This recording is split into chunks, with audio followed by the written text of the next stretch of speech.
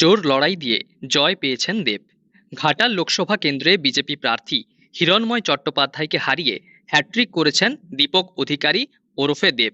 তিনি হিরণকে 1,82,868 ভোটে হারিয়েছেন। ভোট প্রচারে তিনি ঘাটালের জাগ্রত দেবতা বিশালাক্ষী মন্দিরে পুজো দিয়ে প্রচার করেছেন।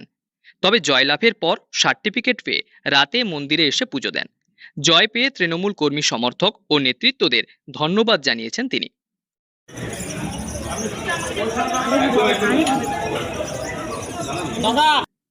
পশ্চিম মেদিনীপুর জেলার ঘাটাল লোকসভা আসনে টাইটাই লড়াই চলেছে। বিজেপি এবং তৃণমূল দুই প্রার্থী জোর প্রচার করেছেন, তবে শেষ হাসি হাসলেন দেব।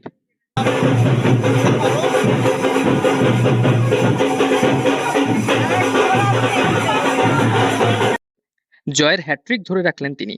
দুবার জিতে সাংসদ হলেও এবার মানুষের ভোটে জিতে ফের সাংসদ হিসেবে নির্বাচিত হলেন তিনি। এবারে হাই ভোল্টেজ কেন্দ্র ছিল ঘাটাল। ঘাটাল মাস্টার প্ল্যান ইস্যুতে দুই দলই প্রচার করেছেন, তবে মানুষের হয়ে কাজ করার আশ্বাস দিয়েছেন দেব। আমরা সবকটা বিধানসভা থেকে আমরা জিতেছি, তো এটাই হচ্ছে প্রমাণ যে ভালোবাসা দিয়ে, কারণ এখন মানুষ সত্যি ভদ্রলোক খুঁজছে, যে ভদ্র কথা বলবে, যে মানুষকে আগলে রাখবে, যে একটু মার্জিত হবে। তো সবচেয়ে বড় প্রমাণ বাংলা শুধু নয়, ভারতবর্ষকে এটা বলবো যে এই ধরনের রাজনীতিবিদকে আগলে রাখা উচিত। আমি আমার জন্য বলছি, এখন যেইভাবে ভাষা ব্যবহার হচ্ছে, যেভাবে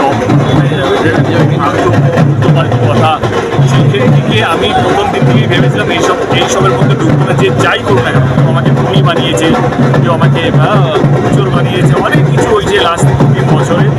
আমি কিন্তু মাথা উঁচু করেই বেঁচেছি। প্রসঙ্গত, ঘাটালে জাগ্রত দেবতা বিশালাক্ষী। জয়ের পর তিনি মন্দিরে গিয়ে পুজো দেন। জয়ের পর আশীর্বাদ নেন দেবীর কাছে। দুপুর গড়াতে জয়ের ট্রেন শুরু হয়। বিকেল গড়াতে লক্ষের গণ্ডি ছুঁয়ে ফেলেন দেব। এরপর থেকে কর্মী সমর্থকদের মধ্যে আবেগ উন্মাদনা দেখা যায়।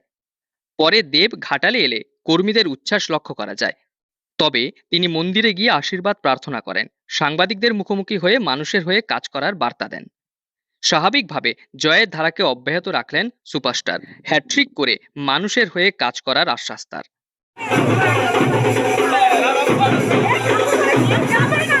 পশ্চিম মেদিনীপুর থেকে রঞ্জন চন্দ্রের রিপোর্ট, লোকাল 18 বাংলা।